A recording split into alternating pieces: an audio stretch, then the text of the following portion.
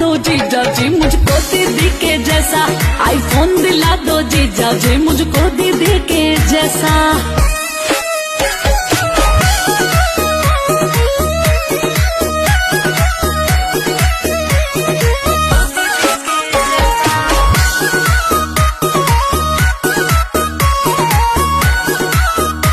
अरे लगता है बोर घर पे बैठे बैठे, अरे रील भी बनाऊंगी मैं ऐसे कैसे।